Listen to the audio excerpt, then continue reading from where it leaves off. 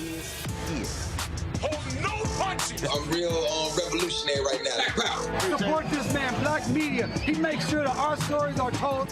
Thank you for being the voice of Black America, Roland. Stay black. I love y'all. All momentum we have now, we have to keep this going. The video looks phenomenal. See, this difference between Black Star Network and Black-owned media and something like CNN. You can't be Black-owned media and be scared. It's time to be smart. Bring your eyeballs home. You dig?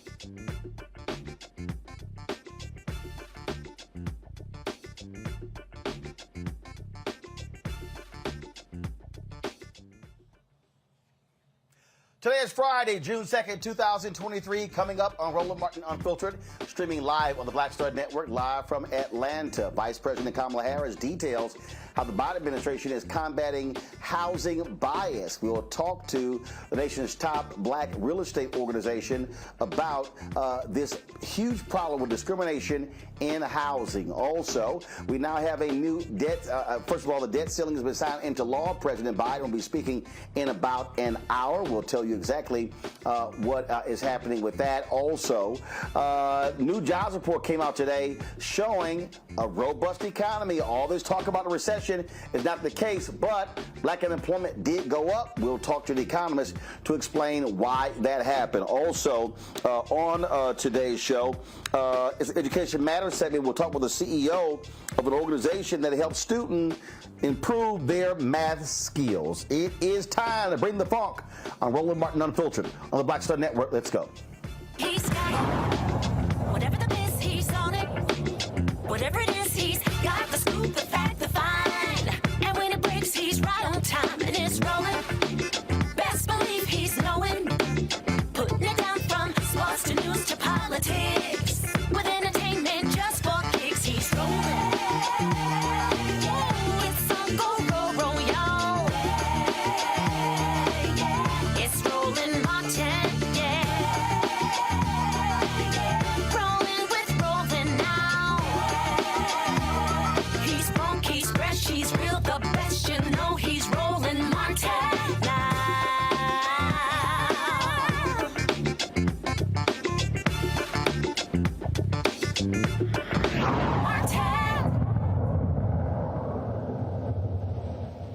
Republicans love to say that there's no systemic racism in America, yet we continue to see systemic racism in the housing industry. The Biden administration is trying to tackle that. Vice President Kamala Harris on Thursday held a call with various news media outlets talking about these new rules.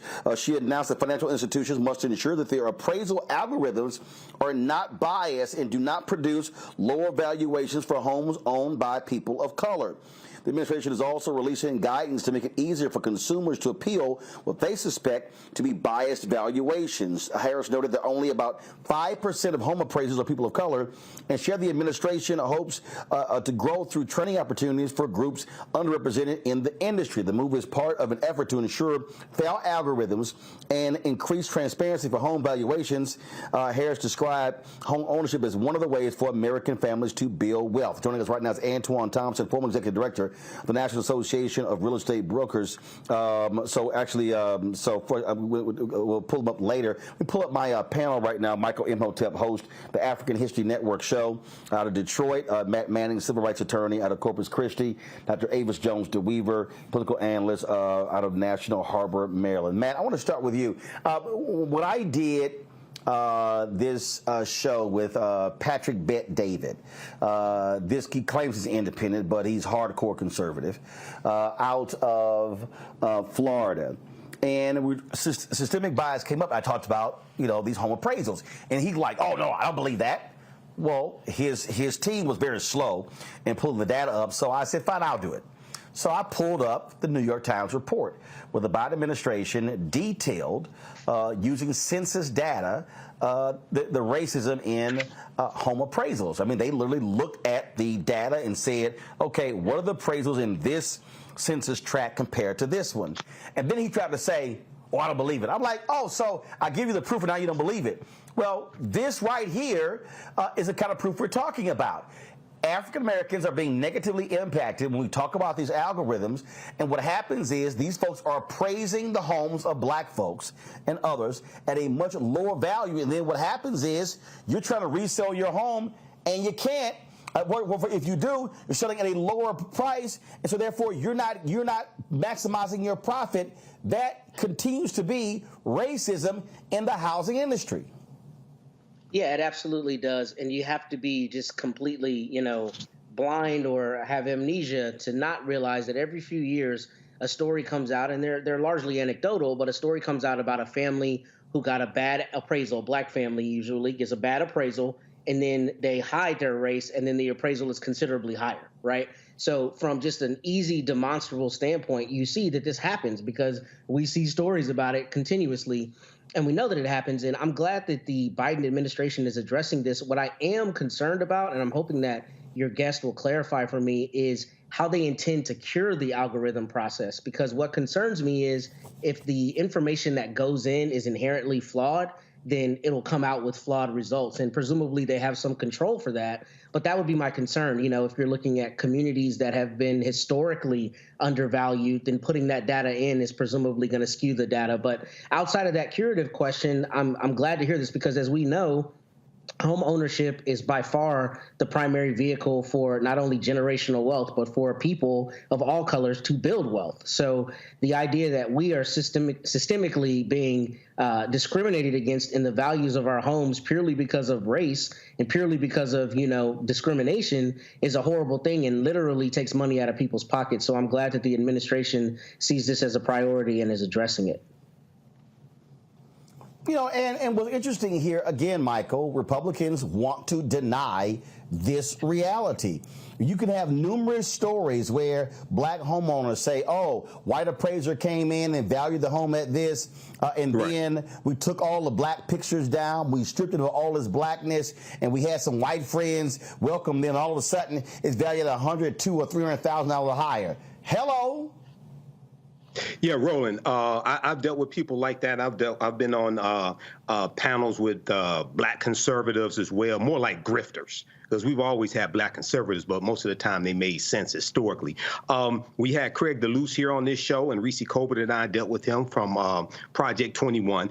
So these black conservatives parrot talking points from white conservatives. They cannot admit systemic racism exists.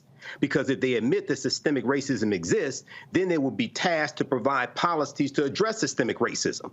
They don't have policies to address systemic racism because it's not in the black conservatives' advantage. It's not in their best interest to address it because the people who are paying them benefit from systemic racism. Racism is systemic by nature. Racism is a system of advantage and privilege distributed based upon race. So they'll say that they believe that racism exists, but they'll believe racism exists, but they don't believe systemic racism exists. That's a lie.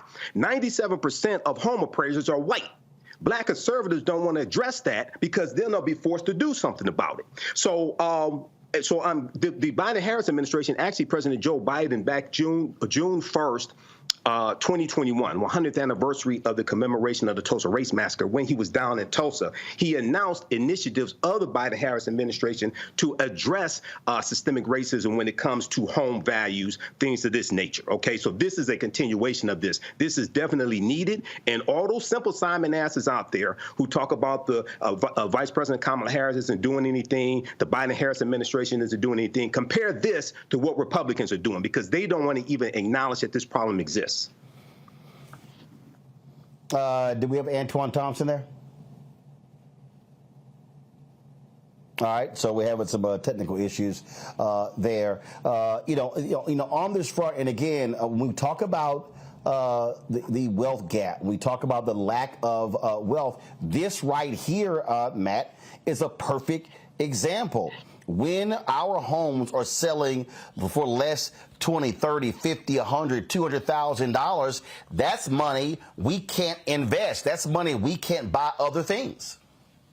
Yeah, you're exactly right. And it's especially impactful because it's not some nebulous metric by which discrimination is occurring, right? It puts a dollar value on. We are $100,000 less up essentially than we would be if we sold our house if the appraisal were appropriate. And that's particularly true as we talk in the national zeitgeist about, people in the younger generations on being unable to buy homes. So the idea that families are investing in homes and want the latitude to move once they sell a home and are getting disadvantaged purely because of how they look, and that's taking away from their ability to buy a new home and or to invest, as to your point, is especially problematic. And I think it's good in framing the discrimination issue because it's not purely a question of what is the mental anguish worth or what is the emotional toll of this worth. It's literally we are down $200,000 where we should be up $200,000 because of the appraisal. And I think that's helpful for framing the issue and also for people seeing the gravity of the issue, understanding how important home ownership is to the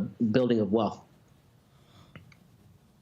And I just get a kick out of these people, Michael, who act as if, oh, we're just making these things up and it's really no big deal.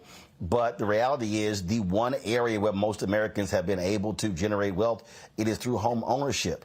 And when you look at African Americans, we've never hit 50% of home ownership in this country. And so even when we do own homes, we still are having to deal with Jim Crow.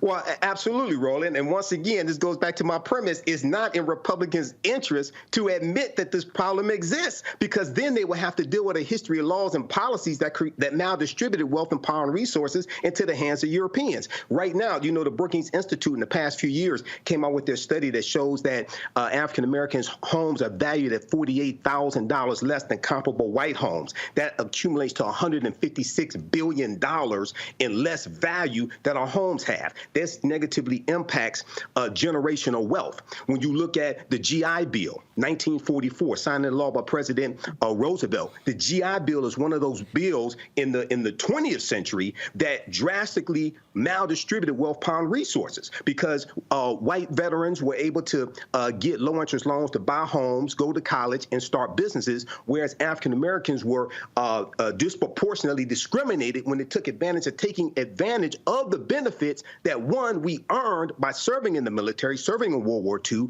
and two, our taxpayer dollars were paying for. But when you try to address things like this, then you have somebody like a Senator Tim Scott who says that America's not a racist country. And when he made that statement, everybody needs to look at what his next statement was. His next statement was, and I'm paraphrasing, it's wrong to have race-based policies or policies that address that discrimination. He's talking about reparations. He's talking about dealing with things like critical race theory, et cetera. Okay, so this is the playbook of Republicans. So we have to understand this and make sure that we vote them out of power and keep them out of power. All right, folks, hold tight 1 second. Got to go to a break. We'll be back. Roland Martin Unfiltered right here on the Black Star Network. Hatred on the streets, a horrific scene, a white nationalist rally that descended into deadly violence. White people are losing their damn minds. As an angry pro-Trump mob storms the U.S. Capitol, we're about to see the rise of what I call white minority resistance. We have seen white folks in this country who simply cannot tolerate black folks voting. I think what we're seeing is the inevitable result of violent denial. This is part of American history. Every time that people of color have made progress, whether real or symbolic, there has been what Carol Anderson at Emory University calls white rage as a backlash. This is the rise of the Proud Boys and the Boogaloo Boys. America, there's going to be more of this. Here's all the Proud Boys, guys. This country is getting increasingly racist in its behaviors and its attitudes because of the fear of white people. The fear that they're taking our jobs, they're taking our resources, they're taking our women. This is white fear.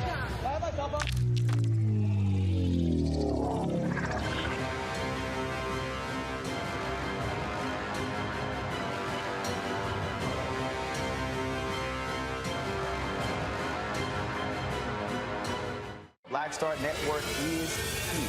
Oh, no punch! I'm real revolutionary right now. Thank you for being the voice of Black America. All momentum we have now, we have to keep this going. The video looks phenomenal. See, there's a difference between Black Star Network and black-owned media and something like CNN. You can't be black-owned media and be scared. It's time to be smart. Bring your eyeballs home. You dig?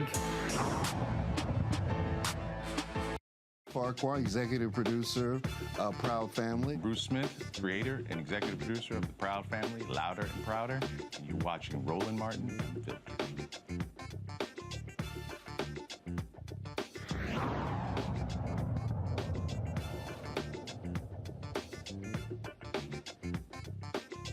All right, folks, welcome back. Joining us right now is Antoine Thompson, former head of the top black real estate group, National Association of Real Estate Brokers.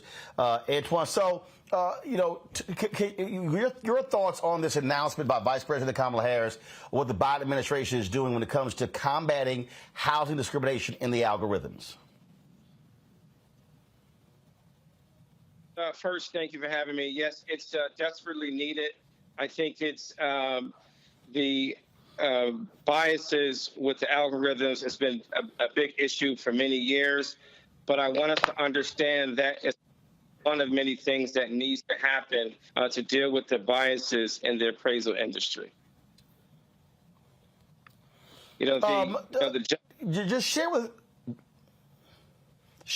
folks with what y'all have seen, what you've had to contend with when we talk about how homes are valued and how black people and other people of color are negatively impacted by lower valuations. Yeah, it's really heartbreaking.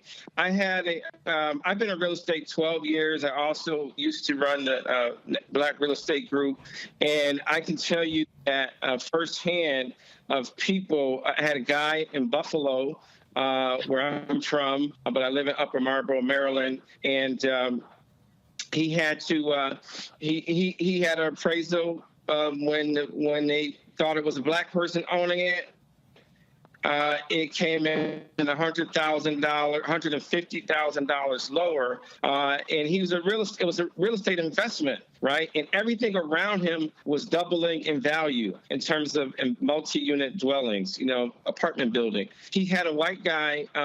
I told him to have a white guy go and be there for the next appraisal. He did it. The value doubled, and he was happy. I tried to get him to file a complaint, but he was afraid to do that. He didn't want all the press and heat on him for that. And that often happens. There are more black people that experience this. We know that something is not right. We hear about the stories. We know about our houses that are built on one side of town, go right across the same one street, and the same house is worth more. Same thing in Prince George's County. If you live in Prince George's County, Maryland, compared to Montgomery County, Maryland, same home, same builder. There's almost $200,000 difference in value. And that robs families of wealth. That's lessening the opportunity of people to be able to invest in their retirement, to invest in small businesses, and to, as one great media mogul said, no home, no loan, because you need a loan. You need a home for collateral. That's your number one way for collateral for your business. So it's really important, and I think that the algorithms, that's been an issue not only for appraisals, but it's also been a big problem for mortgage lending, because believe it or not, they use algorithms when they're doing credit underwriting as well, not just for the appraisal process. Questions for our guests. Bat, you first. Yeah, so Antoine, thank you for explaining that. The question that I have is, how do they go about curing the algorithm process? So in terms of the data, what is your understanding on how they will make sure that the data that's going in provides good data coming out? Because my concern is if the data is skewed in terms of, depressed values artificially, right, then theoretically, if it goes into the algorithm, then you're just going to get bad results. What's your understanding of how they intend to fix that? So, part of the challenge that you have is, and you're right on, if garbage going in is garbage going out, we're going to have to really have a redo of the data that they're currently using, the models that they're using, and the Vice President absolutely correct. The industry, it's only gotten more difficult for African Americans to be successful in the appraisal industry, but because of the escalating prices of the tightening of escalating prices of mortgage rate, a lot of black and white people are fleeing the industry over the last year. So even with the things they're trying to do, I would say two things that we need to look at. Number one is we not only we need good data going in, but the current data that they're using, not just the algorithms, the ones that are writing the programs. You probably don't have a lot of blacks that are writing the programs for these companies, for the main companies that are doing the writing the systems. That's really important. making sure that there's an equity lens in that. And then also the ones who are on the front, when we talk about reporting, those appraisers, they look at the data that they have in front of them, and then they make a judgment, right? They make a judgment. And oftentimes that judgment is like really, really subjective.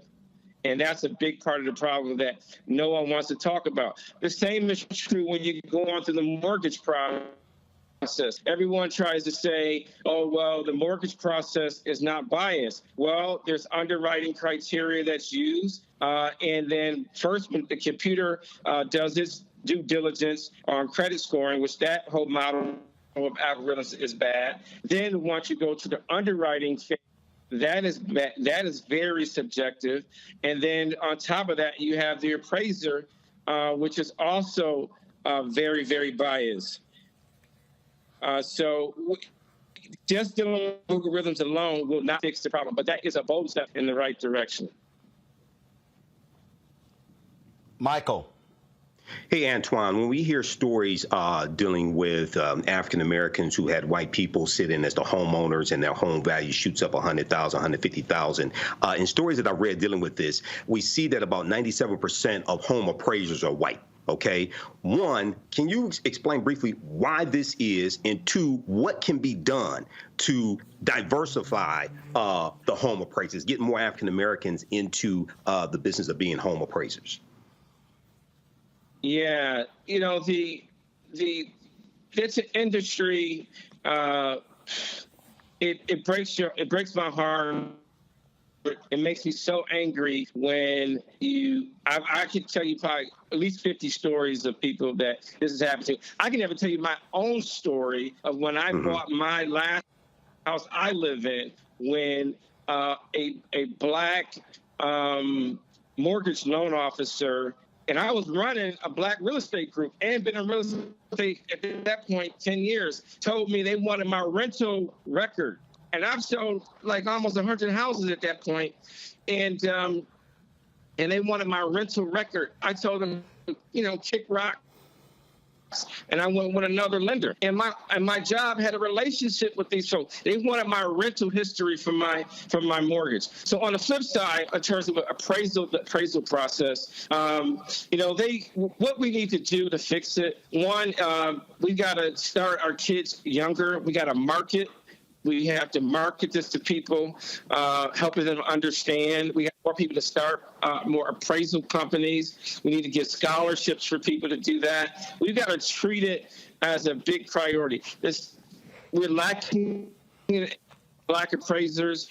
We're lacking in black underwriters as well. So we're losing on both sides. Even the whole model system of how you get paid to be an appraiser, to be a mortgage loan officer, both of those put our black communities at a significant disadvantage. And so it's hard to keep people in the appraisal industry. The way they get paid, the current values of most black properties around the country, it makes it very challenging to get black people in the industry, because it's if you don't work, you don't eat business, right? And it requires a lot of schooling. It's only added more and more and more requirements on in many of the markets to be an appraiser. So it's very discouraging for blacks who go into the industry.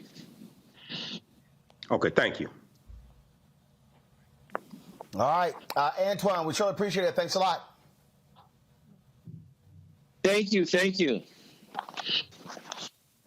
All right, folks, going to a break. When we come back, we'll talk about the economy. We'll talk about this case out of Louisiana as well that we got our eyes on, and other news of the day. Don't forget, President Joe Biden is going to be speaking in less than 30 minutes from the Oval Office, talk about the debt ceiling. So all of that on Roland Martin Unfiltered. You're watching on YouTube. Hit that like button, y'all. We should be, every single time you log on, Hit the like button. It impacts, speaking of algorithms, the algorithm, and you help our show out as well. Also, download our Black Star Network app, Apple phone, Android phone, Apple TV, Android TV, Roku, Amazon Fire TV, Xbox One, Samsung Smart TV.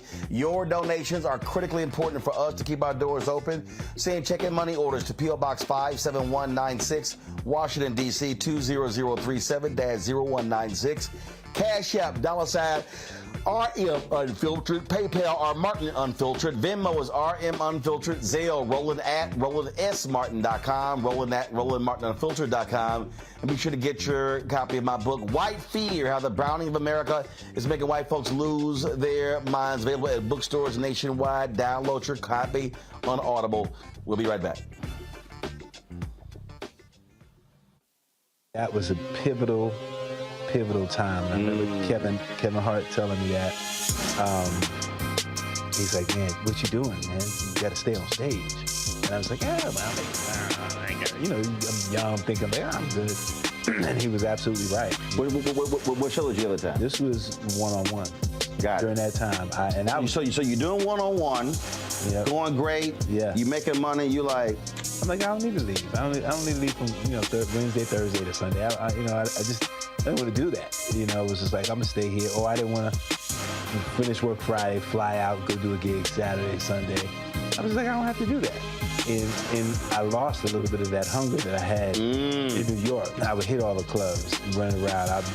Sometimes me and Chappelle or me and this one or that one, we'd go to the Comedy Cellar at 1 in the morning. And that was our life. We loved it. You do 2 shows in Manhattan, go to Brooklyn, leave Brooklyn, go to Queens, go to Jersey. And I got complacent. I was like, I got this money, I'm good. I don't need to go chase that, because that money wasn't at the same level that I was making, but what I was missing was that training. Yes. Was that. And it wasn't the money. It was the money. It was that's what I needed.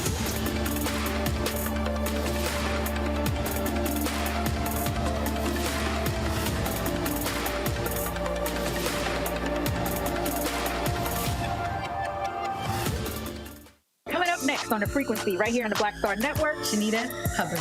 We're talking about the ride or die chick. We're breaking it down. The stereotype of the strong Black woman. Some of us are operating with it as if it's a badge of honor. Like, you even hear Black women like aspiring to be this ride or die chick, aspiring to be this strong Black woman trope at their own expense. Next on the frequency right here on the Black Star Network. When you talk about blackness and what happens in Black culture, we're about covering these things that matter to us, speaking to our issues and concerns. This is a genuine people-powered movement. There's a lot of stuff that we're not getting. You get it, and you spread the word. We wish to plead our own cause. Too long have others spoken for us. We cannot tell our own story if we can't pay for it. This is about covering us. Invest in Black-owned media. Your dollars matter. We don't have to keep asking them to cover our stuff. So please support us in what we do, folks. We want to hit 2,000 people, $50 this month, raise $100,000. We're behind $100,000, so we want to hit that. Y'all money makes this possible. Check some money orders. Go to P.O. Box 57196, Washington, D.C. 20037-0196. The Cash App is $RM Unfiltered. PayPal is R Martin Unfiltered. Venmo is RM Unfiltered.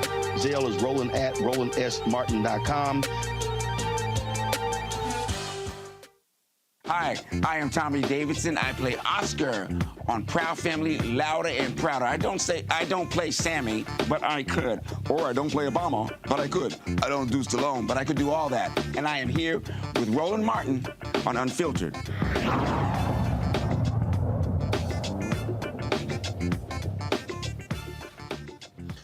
All right, folks, we've talked about these hair issues in this country when Black people are being targeted. Well, a Louisiana principal is literally trying to defend something that she did to a Black 7th grader. Check this out. She told this young man if his decision to braid his hair meant he was trying to, quote, be a gangster. According to Ashley Thorne, Dr. Angela Messman, the principal of Calvary Baptist Church, Calvary Baptist, a private school in Slidell, asked her son Dalen about his hairstyle. Ashley and her husband Damon met with Messman the next day to discuss the incident. During the meeting, Messman told the parents she had some concerns. Quote, "I've never had a student wear their braids like that. I've had teachers personally come to me and ask about his hair and what I thought about it. I've seen children grow up in this school, and I've seen them change, so I was just checking to see where we are. I just wanted to see his heart. Our culture is changing. Little boys used to have regular little haircuts. I'm seeing a lot of young people listening to a lot of rappers pushing for drugs and doing things opposite of Christ." Oh, so in a second, we're going to talk to Ashley Thorne about this. My goodness, what the hell, Matt?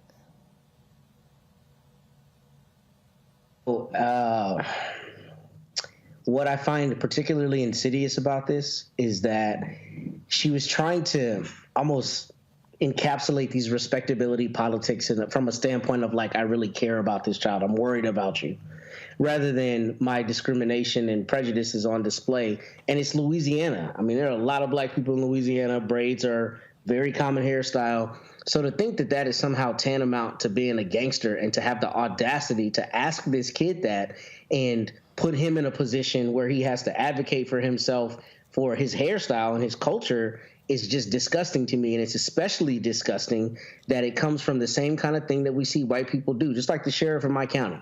He's always talking about a or going back to Mayberry, right? And this erstwhile time lost in society where everybody was living in Pleasantville, and that one never existed. And two, dog whistles, not black people. And that's what happened in this instance, and it's just disgusting. And I hope that this family considers a Title VI lawsuit if this school is receiving federal funding, because there's entirely too much information about this for you to continue making comments like this, particularly to a young child. Kelly Bethea joins us right now, communication strategist. Kelly, I'm tripping on. I was just concerned. Mm-hmm. I had concern about him. Where are we going with this? Yeah, it's unfortunately not news to me that white people don't understand black hair. I think that is one of the 5. I'm sorry. Oh, I was hearing feedback. Kelly, keep going. Yeah, it's unfortunate that, like Matt said, this was kind of wrapped in this very much Karen concern, and that backhanded compliments, passive aggressiveness, and the like, but also considering, if I'm reading correctly, this is coming from a private Christian school.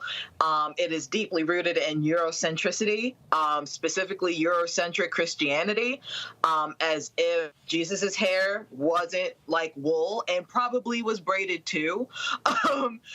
People don't really think about that. And I don't understand how, when you have biblical stories about how Samson's strength came from his hair, and how you have, almost tenets of how to not cut your hair, for that to be ignored for the sake of Eurocentricity is incredibly hypocritical, but is also very on brand for American Christianity. It's all, to me, this is called nutcase land, Michael.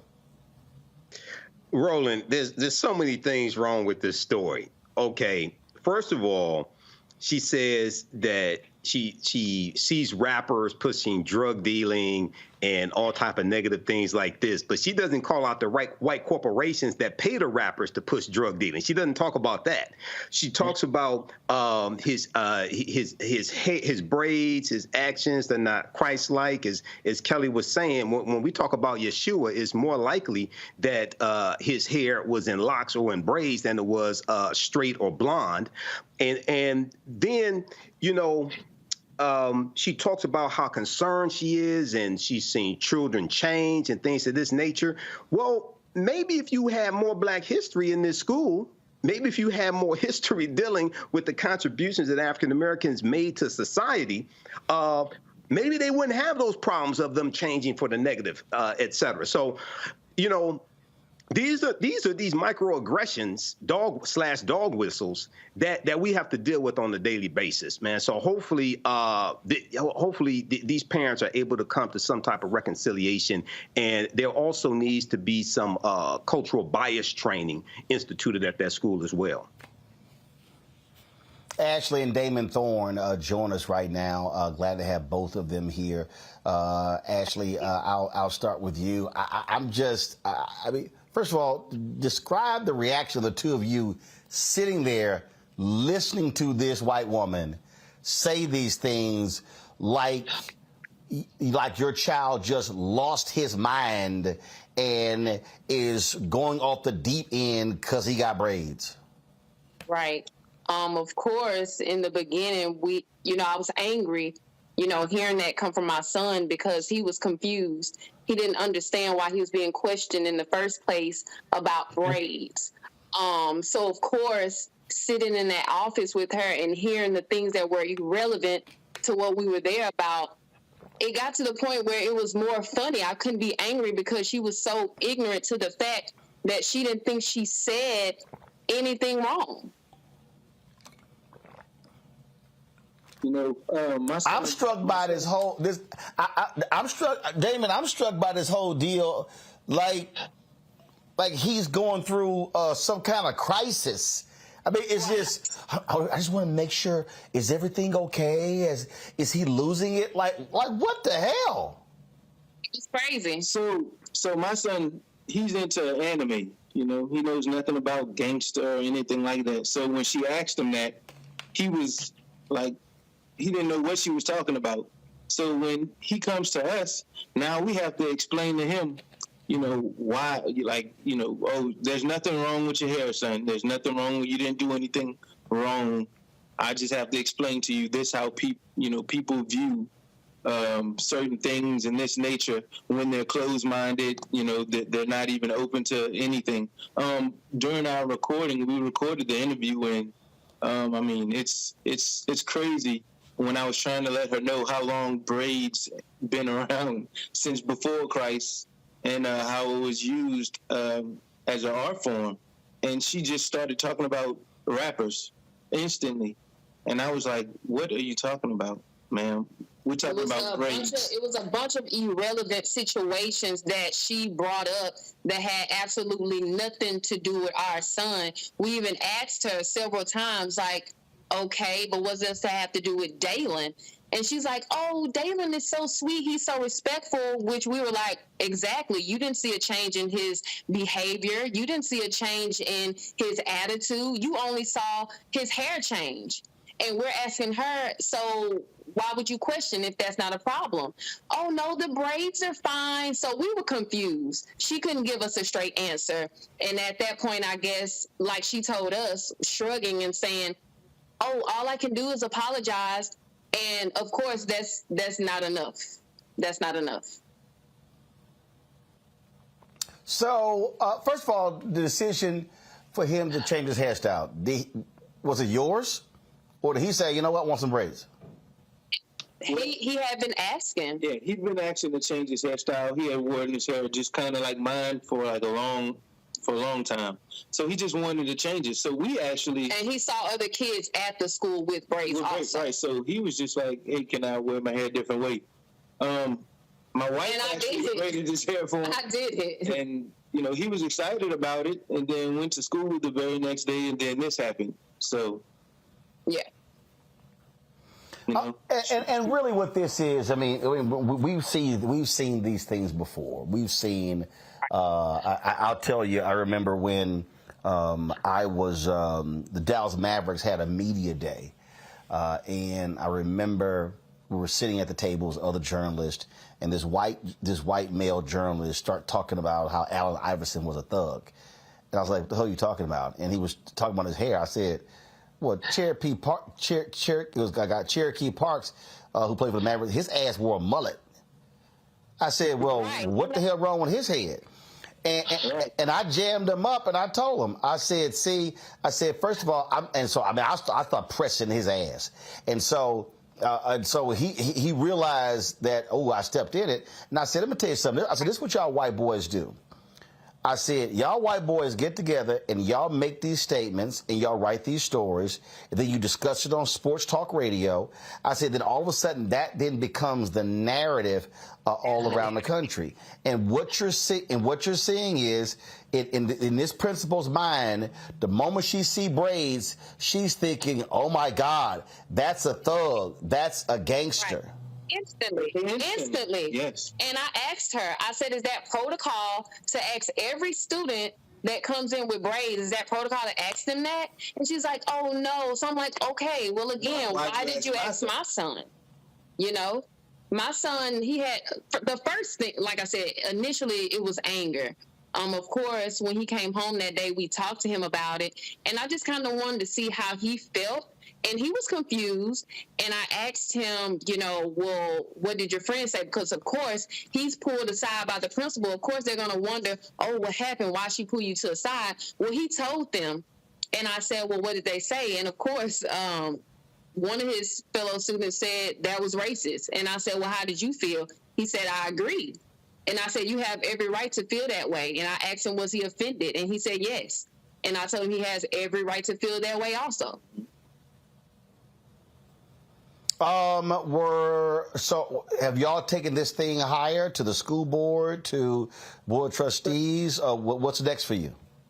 So actually, someone suggested we seek some type of legal counsel because on the recording, we never even brought up race not one time, and she did. She started talking about black people and rappers and all this other stuff, and we was like, ma'am, what are you talking about? We're talking about my son. Right. And she brought up sagging pants. She started bringing up sagging pants. Just all these stereotypes. My son doesn't sag at all. If you see him, he actually wears his pants a little too high up to his belly button. You know, so it's so funny for her to start bringing up this stuff. Right. And I was just like, and I told her, I said, ma'am, I wish you would open up your mind a little more. Apparently, you lack some kind of cultural training, right, or something, because this is nothing for you to be feeling however you feel about it. This is nothing for you to be feeling that way. My son has braids. That's it. Right. That's it. And it's funny because how many kids that have shot up these schools, how many of them have braids? Right. Like, are you offended by the other hairstyles or the, as she called it, the regular cuts when she made this? Yeah. She's like, I'm used to kids with the normal, regular haircuts. And again, that doesn't describe our son. So we're seeking legal counsel. We haven't yet found somebody.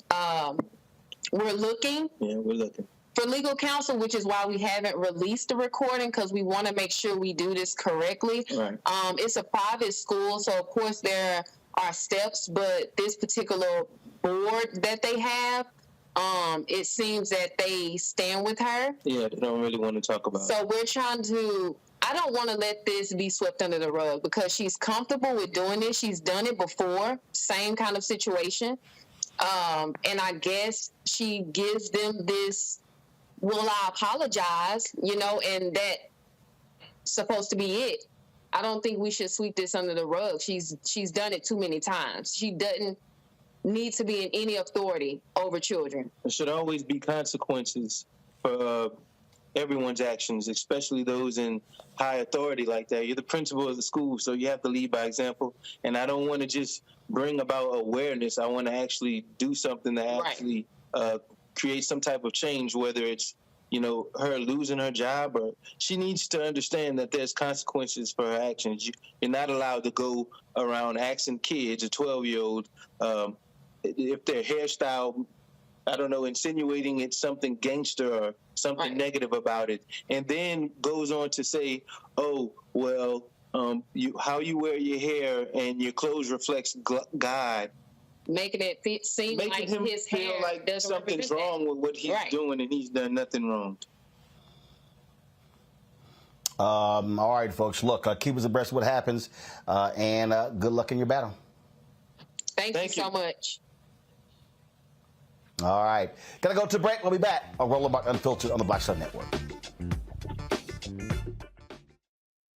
Pull up a chair, take your seat. The Black Tape with me, Dr. Greg Carr, here on the Black Star Network. Every week, we'll take a deeper dive into the world we're living in. Join the conversation only on the Black Star Network. On the next, A Balanced Life with me, Dr. Jackie. How big a role does fear play in your life? Your relationship to it and how to deal with it can be the difference between living a healthy life, a balanced life, or a miserable one. Whenever the power of fear comes along, you need to put yourself in that holding pattern and breathe, examine, find out if there's something that your survival instinct requires you to either fight or take flight. Facing your fears and making them work for you instead of against you. That's all next on A Balanced Life on Black Star Network. I'm Deborah Owens, America's Wealth Coach, and my new show, Get Wealthy, focuses on the things that your financial advisor and bank isn't telling you, but you absolutely need to know. So watch Get Wealthy on the Black Star Network.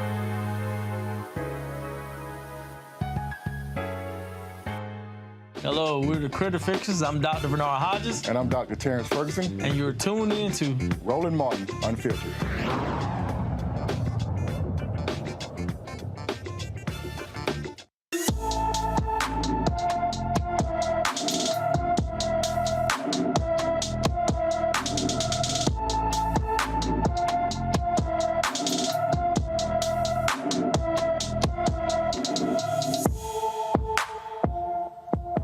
Lanny Bush has been missing from Minneapolis since April 30th. The 16-year-old is 5 feet 10 inches tall, weighs 150 pounds, with black hair and brown eyes. Anyone with information about is Lanny or Lonnie Bush is urged to call the Hennepin County, Minnesota Sheriff's Office at 952-258-5321, 952-258-5231.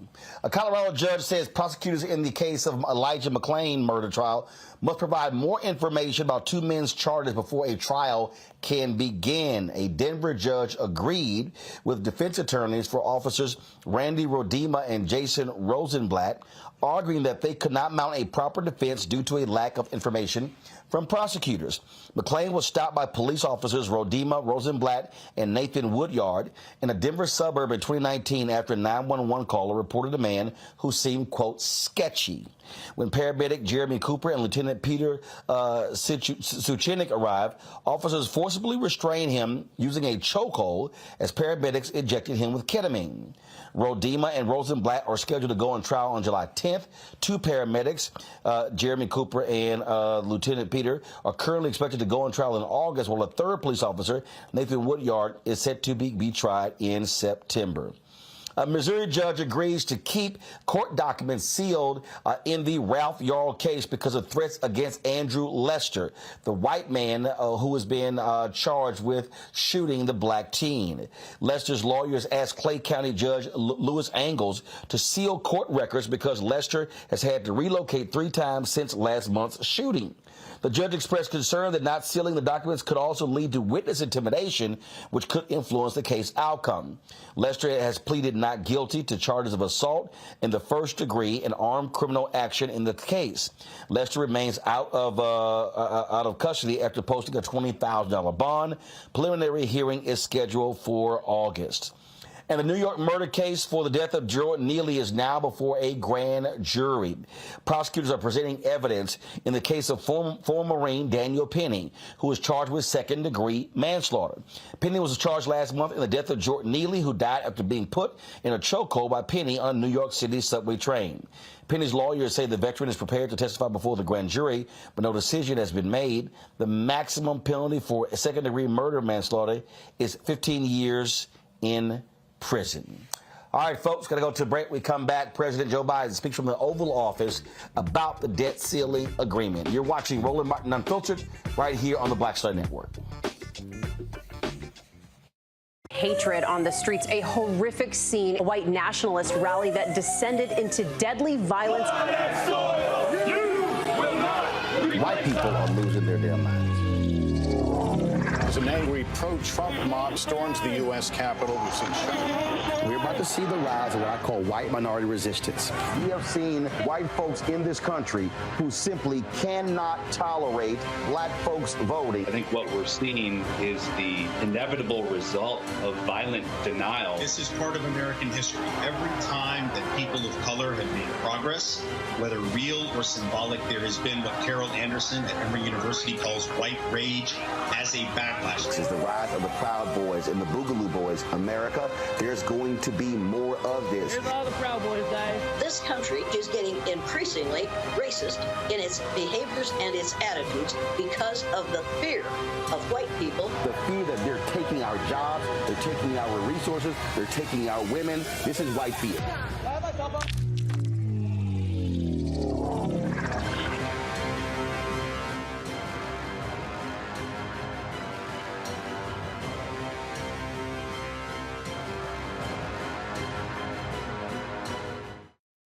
Black Star Network is here. Oh, no punch! I'm real revolutionary right now.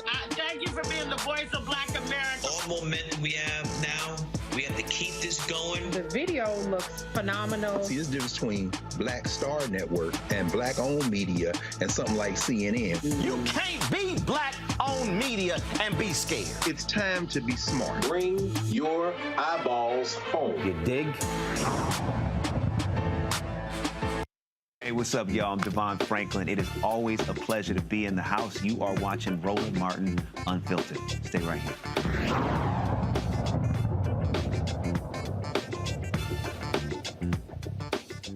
All right, folks, momentarily, President Joe Biden is going to be speaking from the Oval Office about the debt ceiling agreement that he has signed into law. The House, of course, passed it. The Senate passed it this week as well.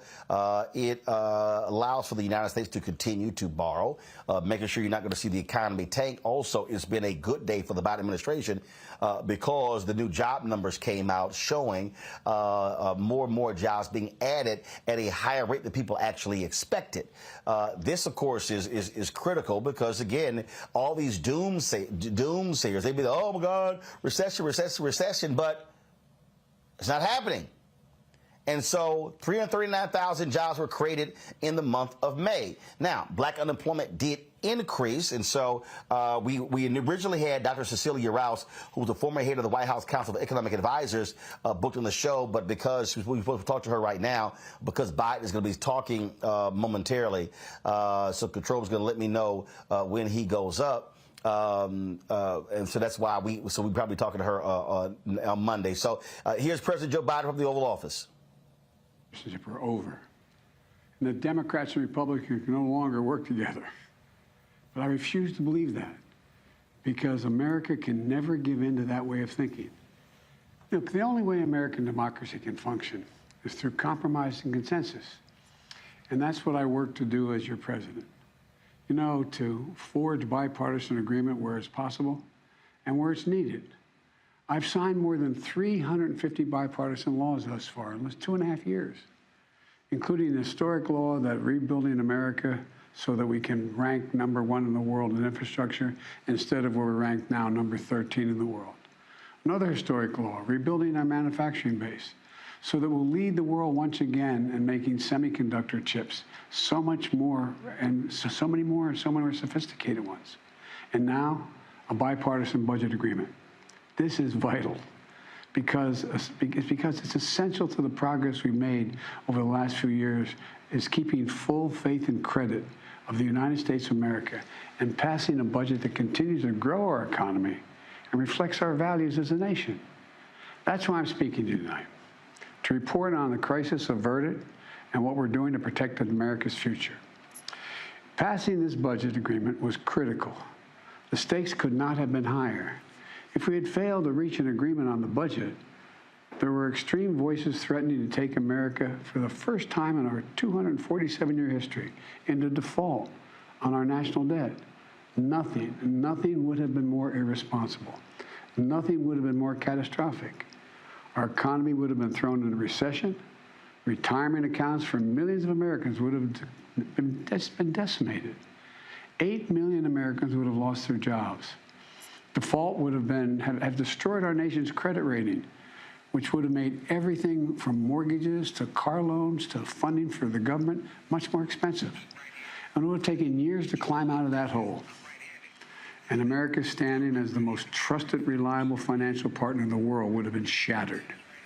So it was critical to reach an agreement. And it's very good news for the American people. No one got everything they wanted, but the American people got what they needed.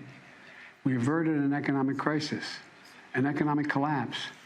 We're cutting spending and bringing the deficits down at the same time. We're protecting important priorities from Social Security to Medicare to Medicaid to veterans to our transformational investments in infrastructure and clean energy. I want to commend Speaker McCarthy. You know, he and I, and our teams, we were able to get along and get things done. We were straightforward with one another, completely honest with one another, respectful with one another. Both sides operated in good faith. Both sides kept their word. And I also want to commend other congressional leaders. House Minority Leader Jeffries, Senate Majority Leader Schumer, Senate Minority Leader McConnell. They acted responsibly and put the good of the country ahead of politics. The final vote in both chambers was overwhelming, far more bipartisan than anyone thought was possible. So I want to thank the members of Congress who voted to pass this agreement, which I'm going to sign tomorrow and become the law. So here's what the deal does. First, it cuts spending. And over the next 10 years, the deficit will be cut by more than $1 trillion. And that will be on top of the record $1.7 trillion I already cut the deficit in my first 2 years in office. And it's clear we're all on a much more fiscally responsible course than the one I inherited when I took office 4 years ago. When I came to office, the deficit had increased every year the previous 4 years. And nearly $8 trillion was added to the national debt in the last administration. And now we're turning things around. And that's good for America. You know, my dad used to have an expression. He said, Joey, don't tell me what you value. Show me your budget. I'll tell you what you value. That's at the heart of this debate. What do we value? Protecting seniors. You may remember during my State of the Union address, there was a spirit exchange between me and a few Republicans spontaneously occurring on the floor of the House of Representatives. I was pointing out that for years, some of them were putting forward proposals to cut Social Security and Medicare. And some of them that night took exception, and they said very loudly that that wasn't true. So I asked them on the floor that night, I said, ask them a simple question. Will you agree not to cut Social Security, not to cut Medicare? Would they agree to protect these essential programs that are a lifeline for millions of Americans? Programs that these Americans have been paying into every single paycheck they've earned since they started working, and that provides so much peace of mind. With the bright lights and cameras on, those few Republicans who were protesting, they agreed. They said they wouldn't cut it. That's how we protected Social Security and Medicare from the beginning and from it being cut, period. Health care was another priority for me, a top priority. I made it clear from the outset, I would not agree to any cuts in Medicaid, another essential lifeline for millions of Americans, including children in poverty, the elderly in nursing homes, and Americans living with disabilities. The original House Republican proposal would have cut health care for up to 21 million Americans on Medicaid. And I said no. And Medicare was protected. And so were millions of people most in need. Look, I've long believed that the only one truly sacred obligation that the government has is to prepare those we send into harm's way and care for them and their families when they come home and when they don't come home. That's why my last budget provided VA hospitals with additional funding for more doctors, nurses, and equipment to accommodate the needs of veterans and more appointments. The House Republican plan would have meant 30 fewer million VA healthcare visits for our veterans. But we didn't let that happen. In addition, this bill fully funds the Bipartisan PACT Act, the most significant law in decades for veterans exposed to toxic burn pits and for their families. It expands access to those veterans and their families to health care and to disability benefits. Look, We're investing in America and our people and in our future. We've created over 13 million new jobs, nearly 800,000 manufacturing jobs. Where is it written that America can't lead the world again in manufacturing? Unemployment is at 3.7%. More Americans are working today than ever in the history of this country. And inflation has dropped 10 straight months in a row. In this debate, I refuse to put what was responsible for all this economic progress on the chopping block. This bipartisan agreement protects the law that will help us build the best infrastructure in the world. It fully protects the CHIPS and Science Act, which is going to bring key parts of our supply chain to America, so we don't have to rely on others, like semiconductors, those tiny computer chips smaller than the tip of your finger that affect nearly everything we rely on, from cell phones to building automobiles to the most sophisticated weapon systems and so much more. We protected another law that I passed and signed last year that finally beat Big Pharma, which I've been trying to do for over 30 years. It finally gives Medicare the power to negotiate lower drug prices, just like the VA has been able to do for veterans. This law has already dramatically cut the cost of insulin for seniors, from as much as $400 a month to just $35 a month for insulin. Negotiating lower drug prices not only saves seniors a lot of money, it saves the country a lot of money. $160 billion that's not having to be paid out because drug prices are more rational. We pay the highest drug prices of any industrial nation in the world, and it's just the beginning. You know, we also protected the most significant breakthrough ever in dealing with the existential threat of climate change. Today, new wind and solar power is cheaper than fossil fuel. Since I've been in office, clean energy and advanced manufacturing have brought in $470 billion in private investments. It's going to create thousands of jobs, good-paying jobs, all across this country, and help the environment at the same time. Remember, at the beginning of this debate, some of my Republican colleagues were determined to gut the clean energy investments. I said, no, we kept them all. And there's so much more to do.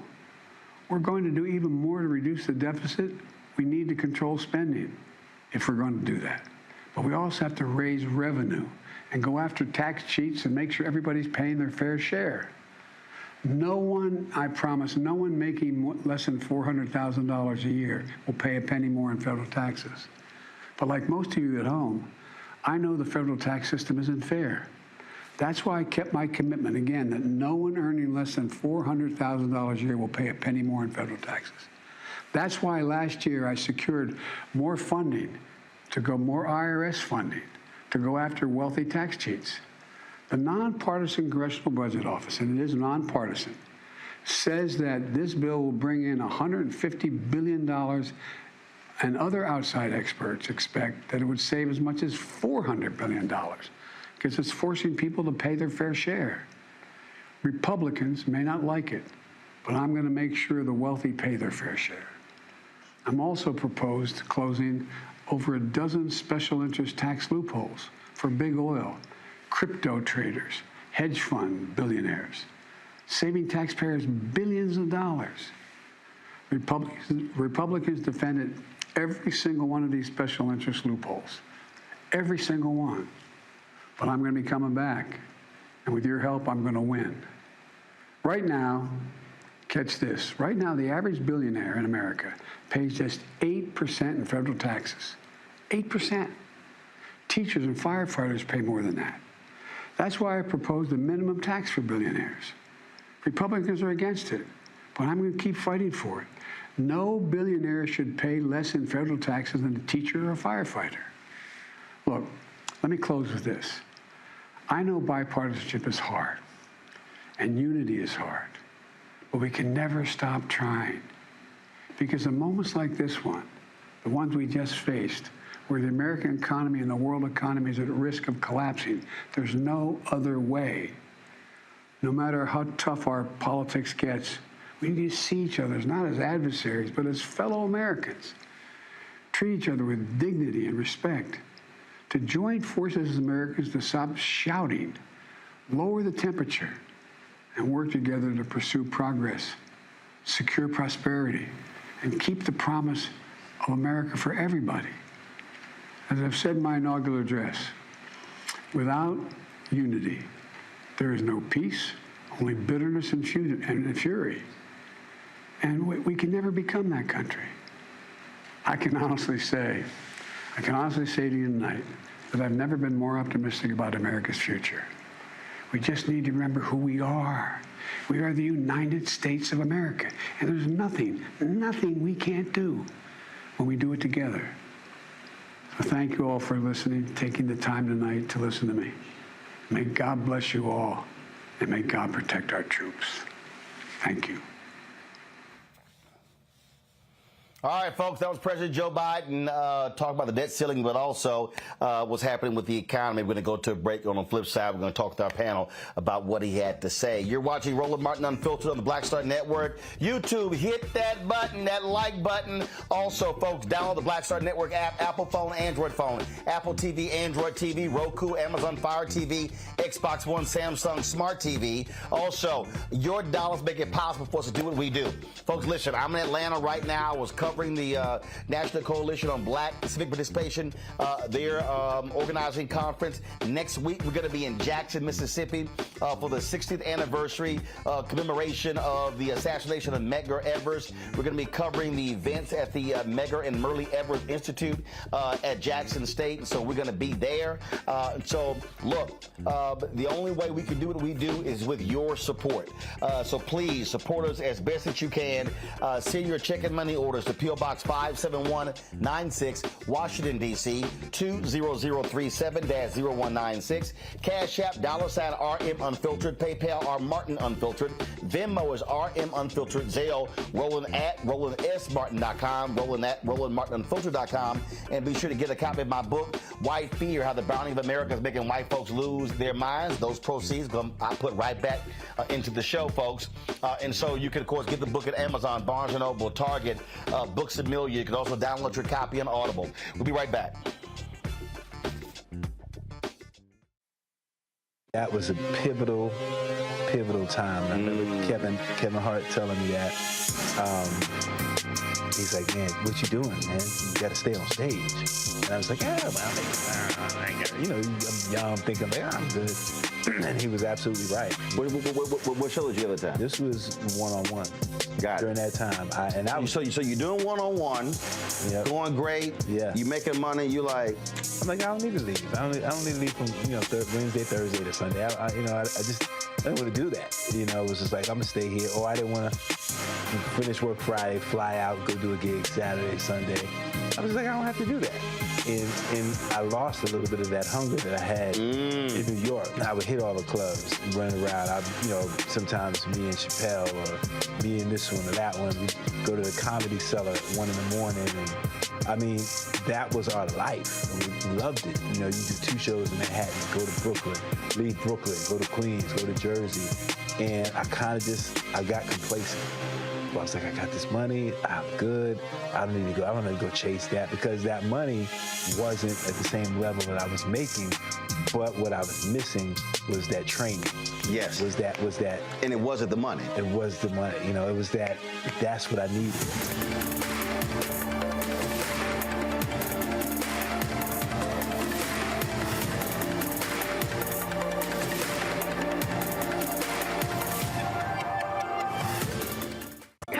On the frequency right here on the Black Star Network, Shanita Hubbard.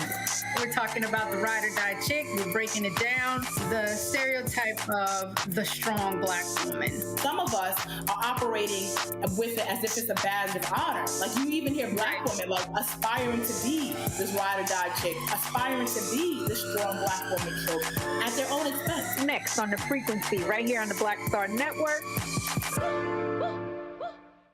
Hey, what's up? It's Sammy Roman. Hey, it's John Murray, the executive producer of the new Sherry Shepherd Talk Show. It's me, Sherry Shepherd, and you know what you're watching, Roland Martin Unfiltered.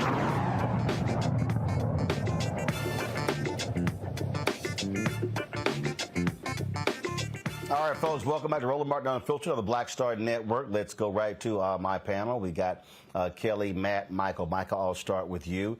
Look, Biden purposely has not been taking a victory lap until after the Senate Act. It's very rare for presidents to give Oval Office addresses.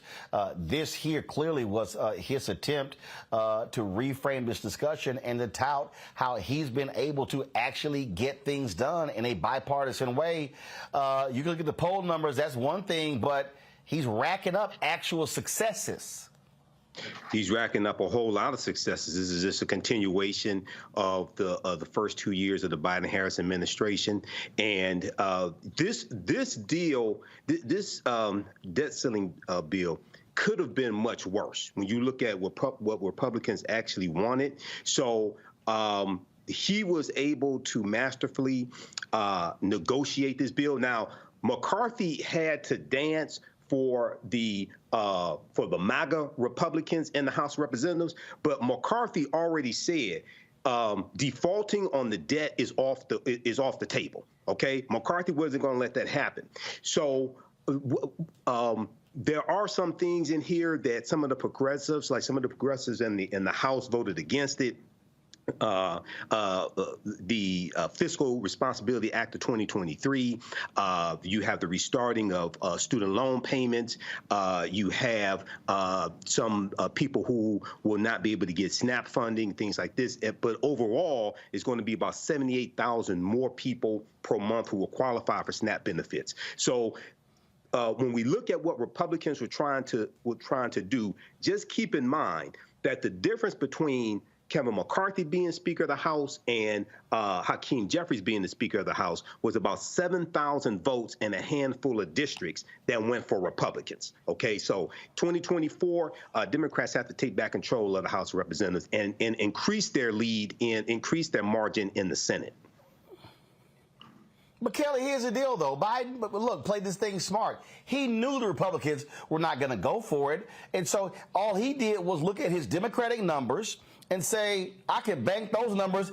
I need to pick up a handful of Republicans. Boom. I got me a deal in the House. And that's what happened. That's exactly what happened. And I think it's, imperative for people to understand that bipartisan does not mean that all Republicans join the Democrats for this deal. Like you said, you only need a handful of Republicans in order to push something through, and in order for it to be considered bipartisan at all. And that's what Biden knows, and that's what Biden banks on, and that's what he did. So I applaud him for understanding actual politics, and he's an expert at it, and he used that expertise in order to get this deal done. Now, a lot of people are saying, I see the comments, how you mentioned how he has successes under his belt, and people are saying, well, how do you have successes but your approval rating is so low? Approval rating does not mean that you don't have any successes under your belt. Approval rating means that you don't know what those successes are, as far as I'm concerned. And that goes back to the Biden administration's comms team and outreach not doing as great of a job as they could expressing exactly what Biden does for this country. So I think that with the proper outreach strategy on top of good policy and good law going out, not only will Biden's approval ratings go up, but Americans will actually understand what's going on and actually be pleased and not be relying on polls to decide who's approving and who's not. But here's the deal, though. I mean, the reality, Matt, what this White House has to do, they've got to learn to thump their chest like Trump did. He took credit for crap he didn't even do. He was taking credit for bills that Obama signed. And so if for some reason Democrats don't like doing that, they think that looks like, oh, that's just a little too much. No, your job is to thump your chest, pound your chest, and it's like, yeah, we did it. I think about that scene from Jungle Fever when Wesley Snipes playing Flipper was leaving. He was like, see that? That's mine. Mine, showing all of his architecture work. Sometimes, dog, you got to tell folks, yo, that's my shit. I did that. Roland, my brother, thank you for giving me this question. Because when I heard Biden speaking, I heard, my name is Joseph R. Biden, and I'm running to be your president again in 2024. Let me tell you all the ways that I'm dope, Let me tell you all the ways the Republicans are messed up. Let me tell you about the Cheeto-in-chief who left office with all these problems and how I'm fixing them. I thought this was real fireside chatty. It felt like FDR probably back in the 30s, where he's sitting and he starts talking about the debt ceiling, but then it, goes into all these other issues where he wants to make it exceedingly clear to the American people that he's working on their behalf. And, look, the reality of it is you're talking politicians and encapsulating things the way that they need to in order to garner support. But to your point, I think that this White House, as we've talked about many times on the show, needs to be better about this. And I think this was actually done in a very effective way. I think the prose that he chose was very unifying. I think the kind of tenor of what he talked about was coming together, especially on something like a debt ceiling, one where a lot of people don't fully understand what that means in practice. But just the idea that, hey, I reached across the aisle, I called the people on the other side and make things work to your benefit. I think he was effective in that respect. And I think what we're seeing is that he's already starting to counter the DeSantis and the Republicans and all the stuff that, we know is going to be on the far extreme. He's already shooting for that middle America in particular to tell them, hey, I'm still your president. I'm still working for you. And I'm going to make sure there's a chicken in every pot in America. Look, this is campaign time, and again, all of these people have been yelling and screaming, Michael, the economy is falling apart, we're having a recession, and look, I remember September, they were yelling recession. I remember Jamie Dimon, Jeff Bezos, all these people. Amazon start laying people off. Facebook start laying people off. Everybody, all these tech companies, they all were talking about that all of these companies were pulling their advertising. We have felt that impact as well. All these folks pulling their money left and right, saying, we got to prepare for the recession. We're now in June. Mm-hmm. No recession. Right. So you have people like Jamie Dimon, you have people like Jeff Bezos, but then you have the coup plotters over at Fox TV. Then you have the people like Representative Byron Donalds, who the Congressional Black Caucus didn't even want, Republican from Florida, who you've had here on the show. You kicked his behind when he was here on the show, Roland.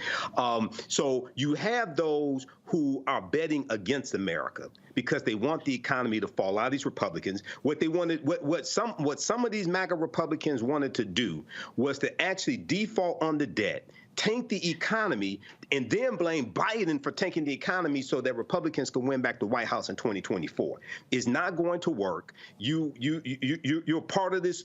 You are coup plotter sympathizers, or you are part of the coup, and we have to keep asking the question: why do these people want the economy to fail? Why don't they want the economy to grow? Why don't they want jobs to be created? So, once again, this is an example of how elections have consequences, and we need to vote these people out of power and make sure they stay out of power. But the thing here, Kelly, that we have to recognize, again, they were all yelling the recession. I saw this clip earlier, Maria Bartiromo, who was just sick to her stomach. Also that punk-ass Joe Concha, who's a commentator on Fox News, so-called fake media analyst. That's what he is. And they were just like, well, we're just so surprised by this. They just their estimates keep saying this, but then the reality comes out. But here's the deal, and then they try to cite the inflation. The reason inflation is still high because these companies are jacking up prices because it's pure theft, it's greed. That's why inflation is still high. Well, not only that, but I think that the reason why Republicans are kind of spinning their wheels here is because they don't have a narrative if nothing is failing, right? Their whole machine is rooted in fear and propaganda. And when you do not have a story that has a modicum of truth to that fear and propaganda, they don't have anything to build their lies upon except their own lies. And right now they don't have a new lie to tout. And that's the issue here. So the fact of the matter is, whether there's a recession or not, right now we don't have one. So they don't have anything to build that fear off of. We got the jobs report today. Jobs are going great. they can't use those numbers to push propaganda and fear, because that's, you know, a check in the Democrats' column. So they're spinning their wheels because they don't have a process. They don't have a strategy outside of propaganda, pushing fear, and making MAGA supporters feel better about the crappy lives that they're living. All right, folks. Hold on one second. I got to go to a break. When we come back, more on Roland Martin Unfiltered on the Black Star Network. Yo, YouTube folks, hit that button. Let me see, first of all, are we at 1,000 likes by now? Man, look, I told y'all, I shouldn't have to be sitting here begging y'all to hit the doggone like button, okay? This thing is not that hard. This is what we do. So let's see here. Where we at? Where we at? Let's see here. Y'all, it's 946. When I come back from this break, we should be over 1,000. Okay, y'all commenting like crazy, but you ain't hitting the like button. Hit the damn like button, okay? Hit the subscribe button as well. On YouTube, let's get to 1.1 million YouTube subscribers. But download the Black Star Network app, Apple phone, Android phone, Apple TV, Android TV, Roku, Amazon Fire TV, Xbox One, Samsung Smart TV, and of course, support us, the Bring the Funk fan club. Of course, we're asking $50 each from our fans at $4.19 a month, 13 cents a day. Look, you're getting my show, 6 other shows on this network. Nobody's doing what we do. And so, look, y'all paying a hell of a lot more for cable, and that money is going to ESPN and Fox News. It ain't going to nobody black. So please support us in what you do. And so you can give less. Since somebody gave us $12.50, trust me, I appreciate that. You can give more. That'd be great as well. And so check in money orders, P.O. Box 57196, Washington, D.C. 20037-0196. Cash App, $RM Unfiltered. PayPal, R Martin Unfiltered. Venmo is RM Unfiltered. Zelle, Roland at RolandSMartin.com. Roland at RolandMartinUnfiltered.com. We'll be right back. When you talk about blackness and what happens in black culture, we're about covering these things that matter to us, speaking to our issues and concerns. This is a genuine people-powered movement. There's a lot of stuff that we're not getting. You get it, and you spread the word. We wish to plead our own cause. Too long have others spoken for us. We cannot tell our own story if we can't pay for it. This is about covering us. Invest in black-owned media. Your dollars matter. We don't have to keep asking them to cover our stuff. So please support us in what we do, folks. We want to hit 2,000 people, $50 this month, raise $100,000. We're behind 100,000, so we want to hit that. Y'all money makes this possible. Check some money orders. Go to P.O. Box 57196, Washington, D.C. 20037-0196. The Cash App is $RM Unfiltered. PayPal is R Martin Unfiltered. Venmo is RM Unfiltered. Zelle is Roland at RolandSMartin.com.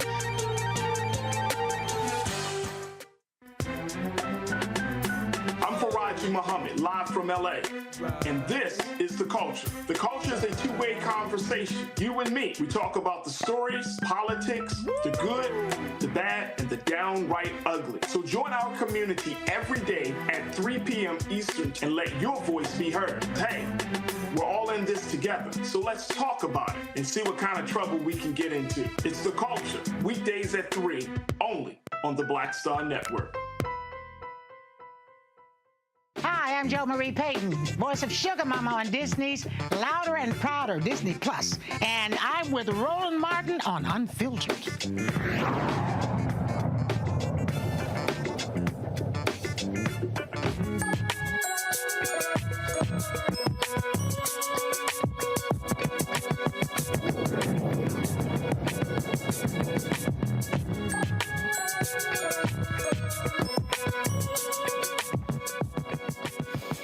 All right, folks, education matters. Time for that segment, and math is one of those areas that, look, I couldn't stay in math when I was in the school, but thank goodness you have this virtual summer camp that can actually help folks who are in need. Now, math is a critical area.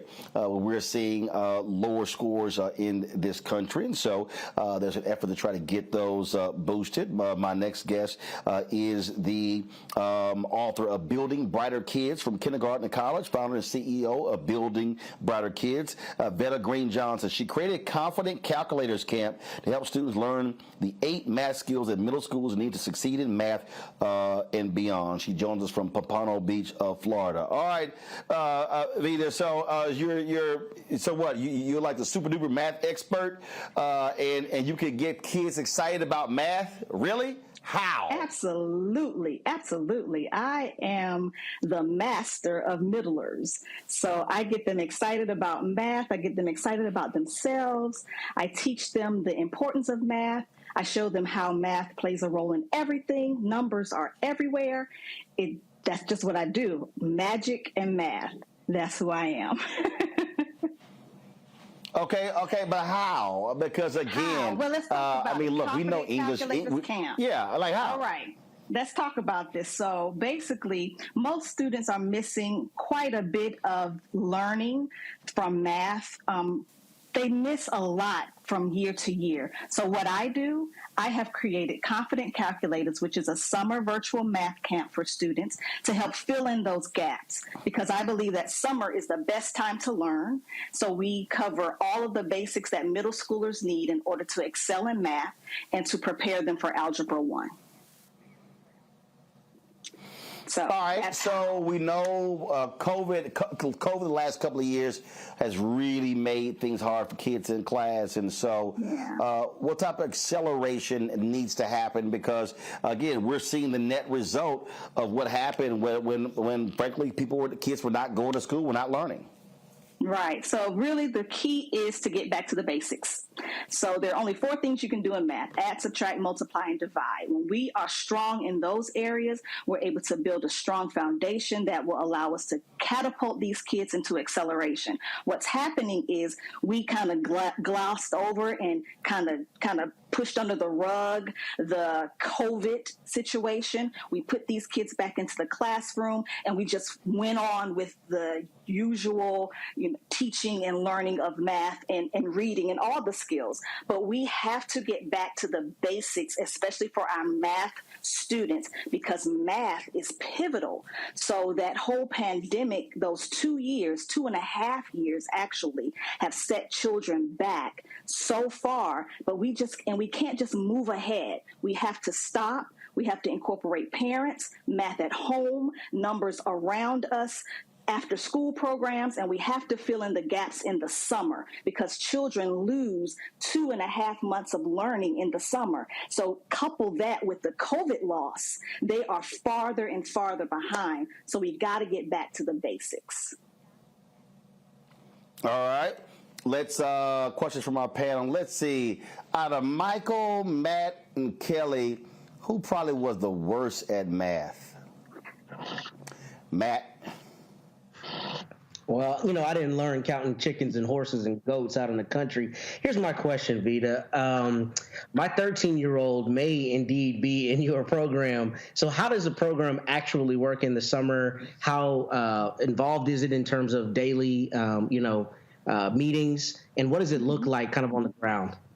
Okay. Well, it is my belief that during the summer, a child should spend at least 1 hour a day in math or covering their math skills. So I work with them an hour a day, Monday through Thursday, and I give them the basic skills covering those 8 subjects. So the 8 subjects are integers, exponents, solving equations, inequalities, building on the geometry skills, the substitution, the properties of math, those things that they need in order to build those skills each and every day. So with me by their side, in their face, virtual every day, I give them assessments. I give them a pre-assessment on each topic to find out where they are, and then I teach toward those missing gaps, and then I bring in my expertise as a math teacher for more than 20 years to fill in the gaps along the way for the things I believe that they should know before they step into the next grade level or beyond.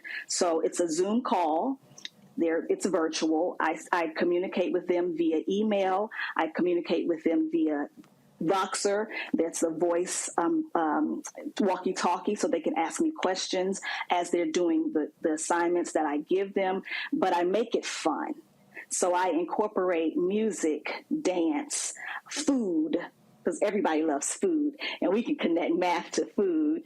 We will cover those things to make math connected, not just feeding them numbers. So a 13-year-old generally has an attention span of about 15 to 20 minutes. So we'll transition between activities. They'll be able to work together. They'll have group work. They'll have asynchronous and synchronous work.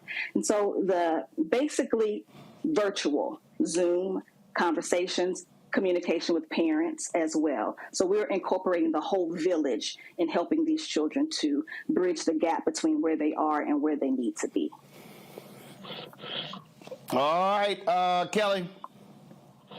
Sure. So I see on your website that you actually teach children from K to 12, if I understand correctly, or even beyond grade 12, even college students. My question to you is, while that is incredible, which age group or which grade cluster do you think, based off of what happened with COVID, needs the most help in this area? And can you give us a success story within that age range to basically, sell your product?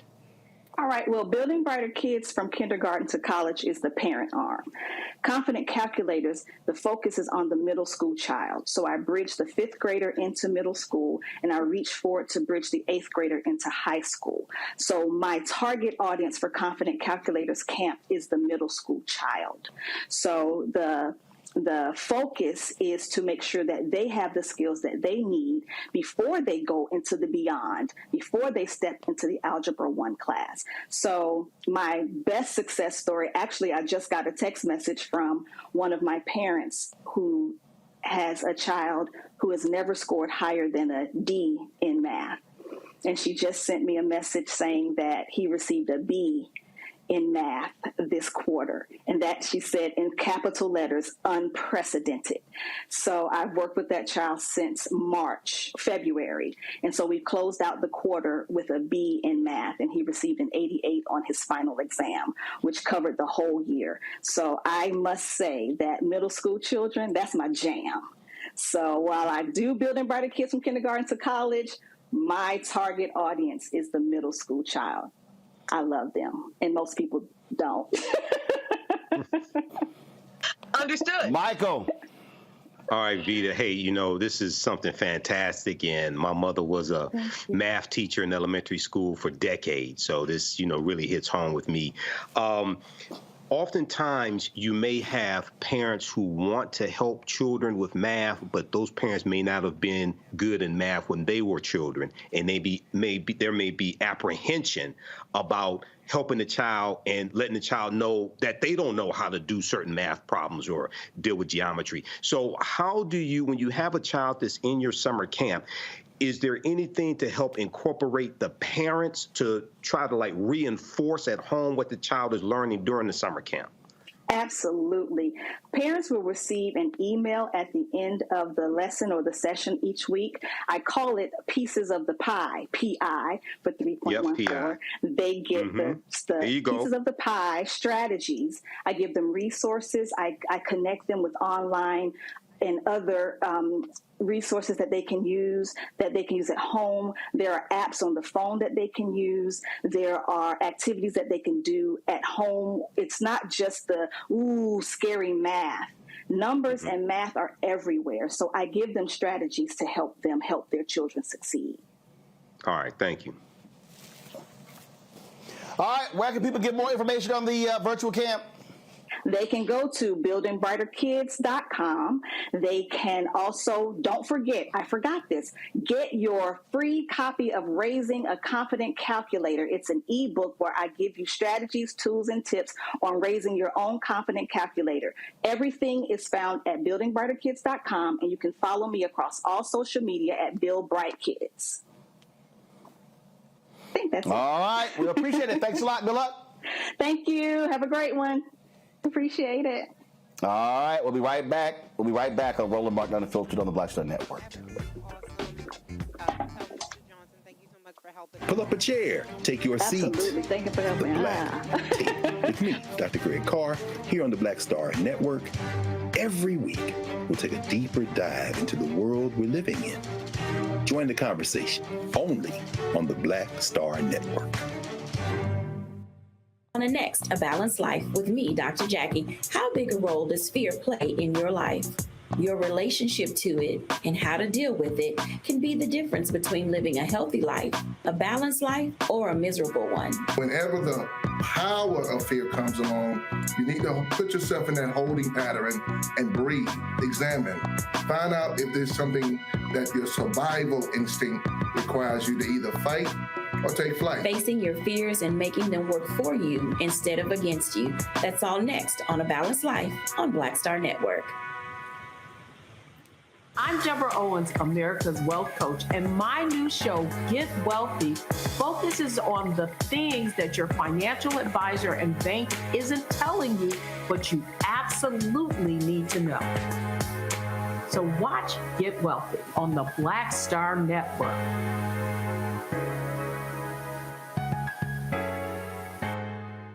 Hello, I'm Paula J. Parker. Truly proud on the Proud Family, Louder and Prouder on Disney+. And you're watching Roland Martin, Unfiltered.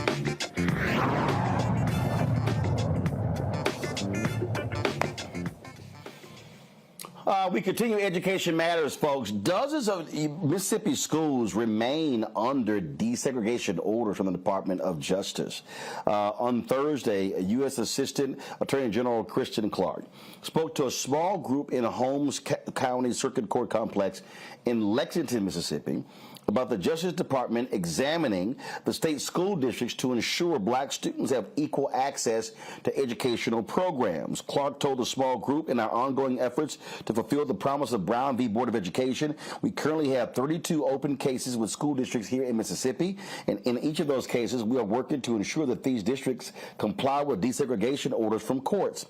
Mississippi, folks, has the highest percentage of black residents of any state in the U.S. and has been home to legal fights over desegregation. In 2017, Mississippi Delta School District agreed to merge two high schools after nearly 50 years of litigation in which the community sought to maintain historically black and white schools. Clark also stopped at Jackson State University for her two-day Southern Civil Rights Tour. See, this is one of those things, Michael, that people don't understand, that they think that, 2023, we're long past that. The fact that you still are dealing with holding people accountable for Jim Crow era segregation, and we're in 2023. Absolutely, Roland. And this is what a lot of black conservatives don't want to address, because the white conservatives won't let them do it, because then you have to admit that systemic racism exists. And then the next step would be, okay, so what are you going to do about it? They're not going to do anything about it, so they pretend like it doesn't exist. And it's important for us to understand really what Brown versus Board of Education was about. It wasn't about white African-American children being able to sit next to white children in the school so they can learn better.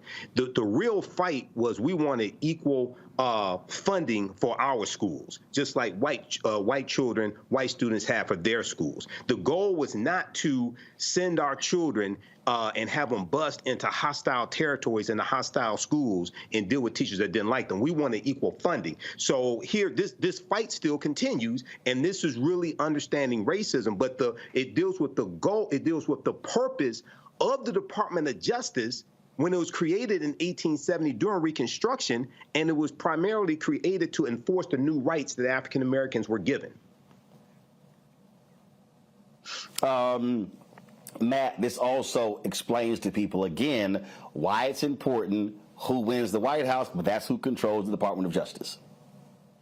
That's correct. And it also explains to people that, a lot of times we only get the tip of the iceberg in terms of litigation and its impact. But what's important about Brown that people may not know is that it was actually litigated in two parts, essentially. And the Supreme Court gave the edict to these states to desegregate with, quote, all deliberate speed. And what we're seeing is, like, more than 60 years later, that speed has not been deliberate or there at all. I mean, the fact that in 2017, You've got a Mississippi school district that is still actively fighting desegregating, following, a litany of cases and decisions from years ago, ordering them to do so. Shows you that there's still a problem, and two, a problem that needs to be addressed head on. So that's good that Kristen Clark and the Department of Justice are taking that on head on. And in fact, my understanding is this is a part of a Deep South tour that she's doing. So hopefully her team will continue to identify, those issues that are persisting and continue going at them with all deliberate speed, because clearly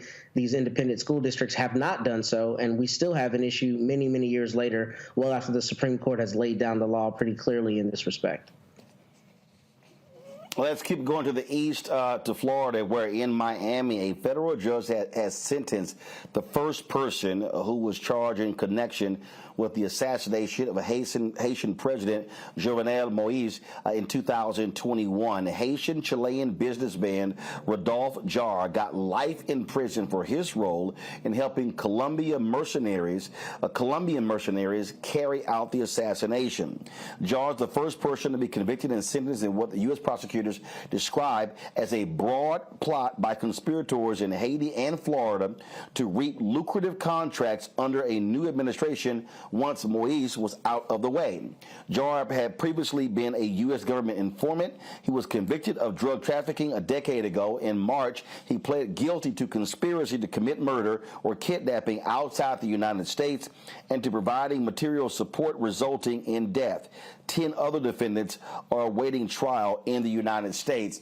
And this is one of those reasons, Kelly, why Haiti continues to be destabilized because of situations like this. Absolutely. And I'm sure Michael has the entire history in his head regarding how Haiti got to be where it is. But it really is unfortunate when you have these external powers that be come into Haiti and destabilize for, a litany of purposes. But the fact of the matter is, things like this happen there because of external forces. So I'm glad that justice in this respect has been served, but Haiti, as well as the world, has a long way to go as far as stabilizing this country. Again, justice should be served, so hopefully we will see more prison sentences for those involved with the assassination. That is it for us. Kelly, Matt, Michael, I certainly appreciate y'all joining us on today's show. Thank you so very much. Folks, I will see y'all on Monday. I'm back in the nation's capital, back in our studio. Be there on Monday. But again, we're going to be in Jackson, Mississippi at the end of next week for the Medgar and Merle Evers Institute for the 60th annual commemoration of the assassination of Medgar Evers. So we will be there. But again, we want you to support us in what we do. Please download our app. Again, a lot of times we have issues on YouTube and Facebook. Well, guess what? We own and control our app. That's why that's important. And so please support us there. Of course, by downloading it by Apple phone, Android phone, Apple TV, Android TV, Roku, Amazon Fire TV, Xbox One, Samsung Smart TV. You can also, your dollars also are critically important for us to do what we do. So please send your check and money orders to P.O. Box 57196, Washington, D.C. 20037-0196. Cash App, $RM Unfiltered. PayPal, R Martin Unfiltered. Venmo is RM Unfiltered. Zelle, Roland at RolandSMartin.com. Roland at RolandMartinUnfiltered.com. And be sure to get a copy of my book, White Fear, How the Browning of America is Making White Folks Lose Their Minds. Available at bookstores nationwide, including getting it from Barnes & Noble, Target, Books A Million. Download your copy on Audible. Folks, I'll see y'all. Have a great, great weekend. See you next week.